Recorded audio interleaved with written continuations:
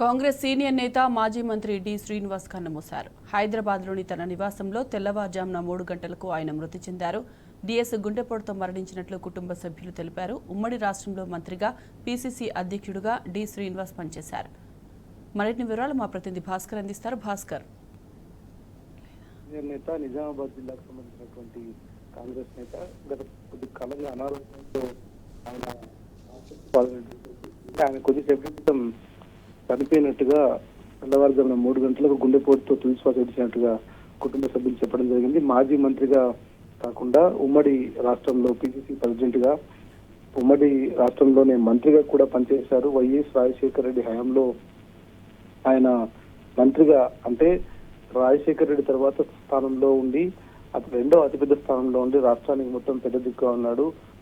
తెలంగాణ నుంచి ఉన్నటువంటి ఏకైక నాయకుడిగా, తెలంగాణ నుంచి నాయకత్వం వహిస్తున్నటువంటి అతిపెద్ద నాయకుడిగా, సీనియర్లలో కూడా మంచి గుర్తింపు తెచ్చుకున్నటువంటి నాయకుడు. ఉమ్మడి ఏపీలో మంత్రిగా, ఎంపీగా, పీసీసీ అధ్యక్షుడిగా పనిచేశారు. ప్రస్తుతం ఆయన రెండో కుమారుడు ధర్మపురి అరవింద్ నిజామాబాద్ ఎంపీగా పనిచేస్తున్నారు. పెద్ద కుమారుడు సంజయ్ గతంలో నిజామాబాద్ మేయర్ గా కూడా పనిచేసినటువంటి పరిస్థితి.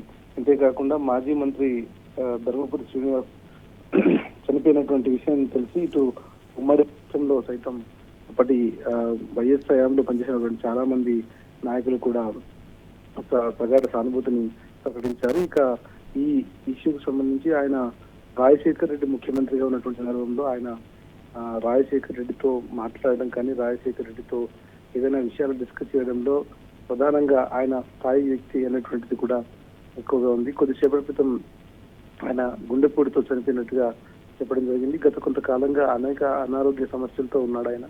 ఆయనకు శ్వాసకోశ వ్యాధితో పాటు కొంత పక్షపాతం కూడా అటాక్ అయింది. అనేక రకాల ఆరోగ్య సమస్యలు, వయసు రీత్యా ఆయన సహకరించకపోవడంతో ఆయన కొద్దిసేపటి క్రితం 3 గంటల సమయంలో చనిపోయినట్టు చెప్పారు. గతంలో తెలంగాణ ఏర్పడిన తర్వాత రాష్ట్రానికి తొలిసారి ముఖ్యమంత్రి అయినటువంటి కేసీఆర్ సైతం ఆయన చేస్తున్నటువంటి అభివృద్ధి సంక్షేమ పథకాలకు ఆకర్షితులై ఆయన బీఆర్ఎస్ పార్టీ రావడం జరిగింది. అంత సీనియర్ నాయకుడు కావడంతో టీఆర్ఎస్ అధినేత కేసీఆర్, మాజీ ముఖ్యమంత్రి, ఆయనకు సముచిత స్థానాన్ని ఇచ్చి రాజ్యసభ సభ్యుడిగా కూడా ఆయనకు పదవీ కాలాన్ని ఇచ్చారు. దాదాపు 6 ఏళ్ల పాటు ఆయన రాజ్యసభ సభ్యుడిగా కొనసాగడం జరిగింది.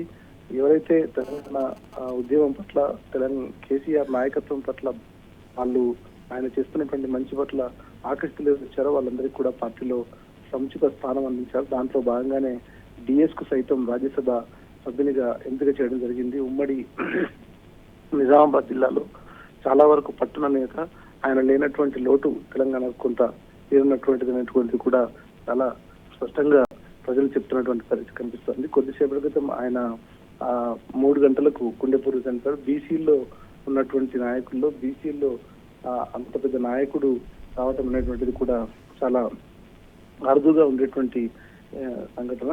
ఆయన బీసీ నాయకులుగా ఉండి అక్కడి నుంచి ఆయన అనేక రకాలుగా కష్టపడుతూ ముందుకొచ్చి చివరికి కాంగ్రెస్ నాయకత్వం పట్ల ఆయన చాలా వరకు అంకిత భావంతో పనిచేశాడు. గతంలో ఆయనకు నేరుగా పిసిసి ప్రెసిడెంట్ గా కంటే ముందుగా కూడా నేరుగా అధిష్టానంతో సంప్రదింపులు జరిగేవి. నేరుగా అధిష్టానం సైతం ఆయనను పెద్ద దిక్కుగా చూసేటువంటి పరిస్థితి. ఆయన లేనటువంటి లోటు పార్టీకి, ఇక్కడ ఉన్నటువంటి కార్యకర్తలు కూడా తీరని లోటు అనేటువంటిది వాళ్ళు చెప్తా ఉన్నారు.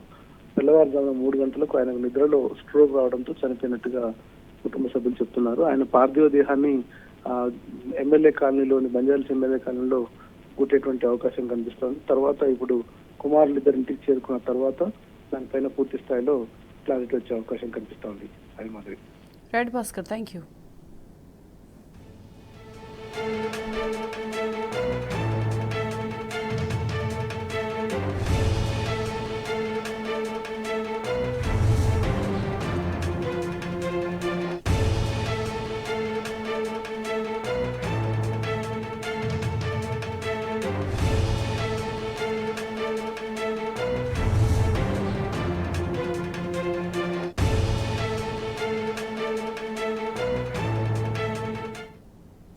కాంగ్రెస్ సీనియర్ నేత, మాజీ మంత్రి డి శ్రీనివాస్ కన్నుమూశారు. హైదరాబాద్లోని తన నివాసంలో తెల్లవారుజామున 3 గంటలకు ఆయన మృతి చెందారు. డిఎస్ గుండెపోటుతో మరణించినట్లు కుటుంబ సభ్యులు తెలిపారు.